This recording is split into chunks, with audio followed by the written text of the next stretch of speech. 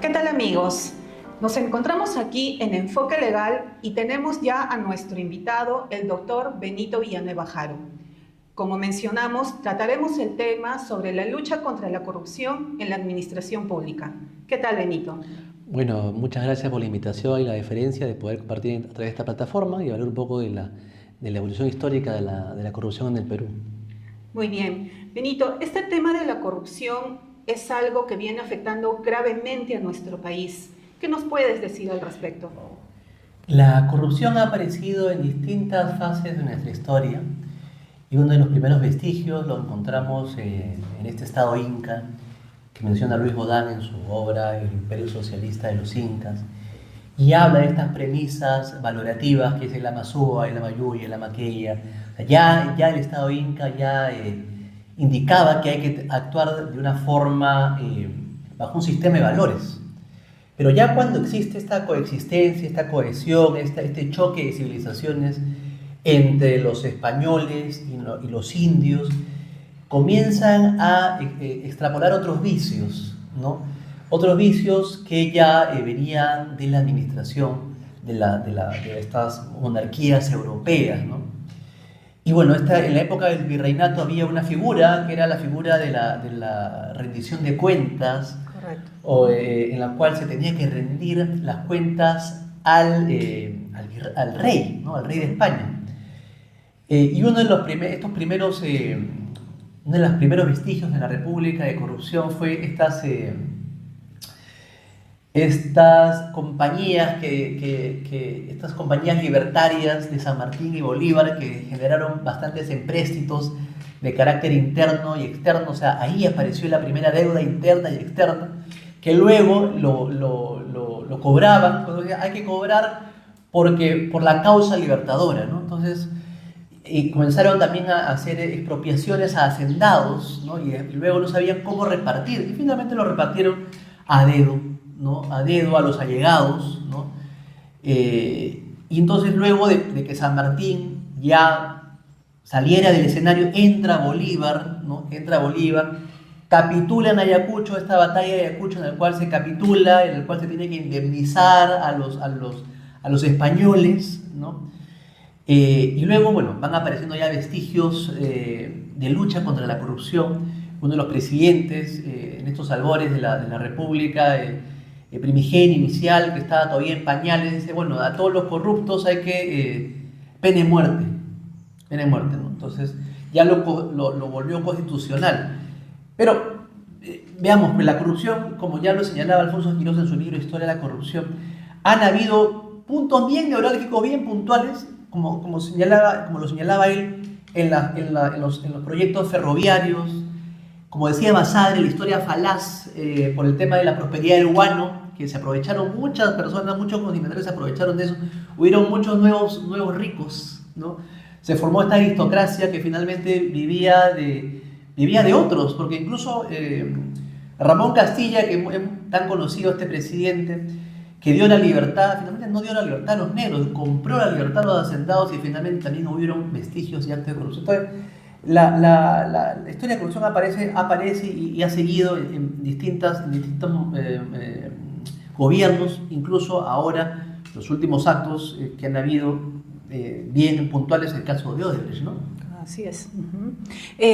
Entonces, usted nos puede mencionar que la corrupción viene de la historia desde hace muchísimos tiempos. Se puede decir que la corrupción es tan antigua como la humanidad, ¿correcto?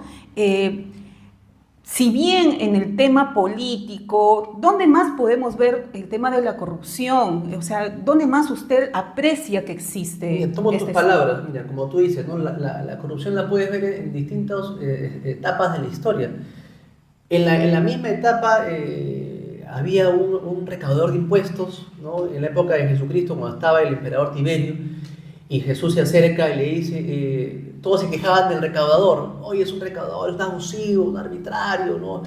¿A quién damos el dinero, no? Entonces Jesús agarra una moneda y dice, ¿quién ven en esta moneda? Al César. Entonces, dale al César lo que es del César y a Dios lo que es de Dios. Jesús también fue traicionado, sobornado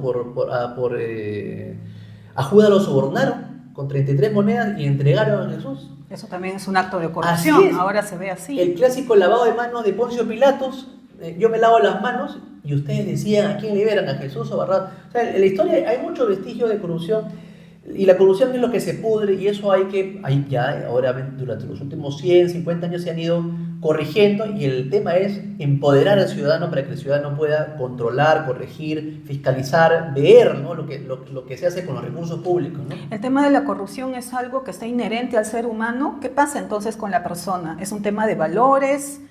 ¿Es un tema de ética? ¿De qué se trata entonces? Thomas Hobbes en su libro Leviatán decía lupus homini homini lupus, el hombre es lobo para el hombre. Entonces, a veces, o Rousseau decía que el hombre nace malo, ¿no? Entonces, hay muchas teorías, o naces malo, o te hacen malo, o naces y fortaleces tu maldad, ¿no? Entonces, pero la idea es la educación, los valores de casa, los valores de los padres. Vemos muchas familias disfuncionales, muchas personas que a veces no tienen un tema de planificar su familia, ¿no? Entonces, la idea es darle calidad de vida no solo a ti como persona, sino a tus hijos, a tu entorno familiar, ¿no? Entonces, creo que hay un tema también de educación y responsabilidad a fin de evitar actos poco bondadosos, ¿no? Correcto. Y si se trata de un tema de educación, ¿por qué el gobierno, por qué el Estado no está aportando o no hace algo para que podamos combatir la corrupción? ¿Qué está sucediendo? ¿De qué manera usted propone, cuáles serían esas propuestas, ¿no?, para poder combatirla? Bueno, sabemos que no vamos a poderla combatir en su totalidad, pero por lo menos reducirla, porque ya vemos que la corrupción es algo que viene desde hace muchísimo tiempo, solo que ahora ya está siendo castigado de repente con algunas sanciones bastante graves, pero sin embargo no es suficiente. ¿Qué podría ayudar a reducir este tema de la corrupción? Abro paréntesis, había una entrevista con el exministro de Educación, Nicolás Lins, hace muchos años, y un periodista, así como tú, le pregunta, ¿no? Dice, señor ministro, ¿hay planes? Sí, hay planes. ¿Hay estrategias? Sí, hay estrategias. ¿Hay recurso público? Sí, hay recurso público.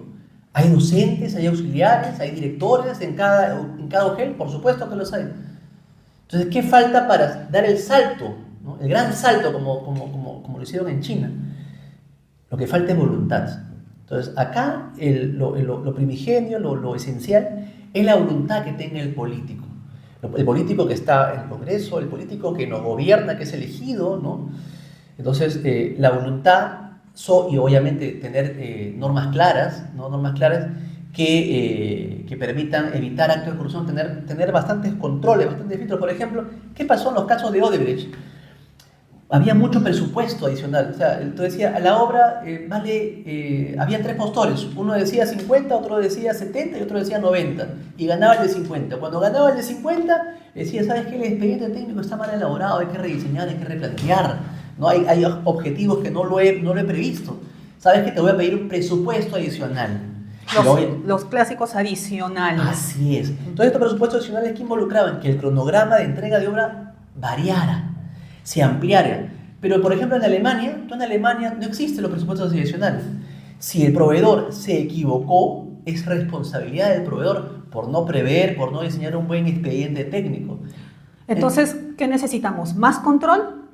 Necesitamos empoderar al ciudadano. Ya existen varios métodos para empoderar al ciudadano: el presupuesto participativo, las veedurías ciudadanas, el tema también, los controles respecto a la revocatoria, a las vacancias, respecto incluso, hay con pesos y contrapesos, de repente en el Congreso también hay pesos y contrapesos cuando el Congreso pide censurar, ¿no? Pide vacar, ¿no? Ahora hay un proceso de vacancia por incapacidad moral. Han habido muchos procesos de vacancia por incapacidad moral, que eso también debe ser regulado y mejorado. Pero finalmente creo que el punto neurálgico básico es la educación. Dar educación a los niños, a las niñas, a los adolescentes, formarlos en valores, ¿no?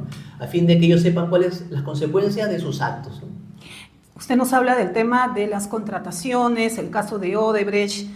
Entonces, podemos pensar que todo el sistema de contrataciones, las normas, todo de alguna manera ya viene con un enfoque para poder cometer actos de corrupción?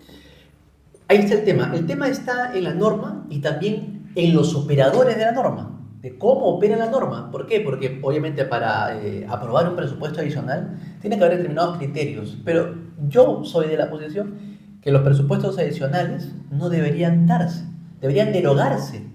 ¿Por qué derogarse? Porque finalmente el responsable de presentar un expediente técnico es el contratista. El contratista debe prever, debe previsionar, debe saber cuánto va a costar, ¿no? Entonces, creería yo que debería hacerse una propuesta normativa de mejora de la regulación respecto al tema de contrataciones con el Estado, ¿no? Correcto. Muchas gracias, Benito, por tu presencia aquí en nuestro programa. Esperemos tenerte pronto. No, nuevamente muchas gracias por el espacio y la oportunidad y te deseo el mayor de los éxitos en esta nueva plataforma de Enfoque Legal. Y un saludo a tus suscriptores. Correcto. Muchas gracias, amigos. Nos vemos próximamente. Permiso.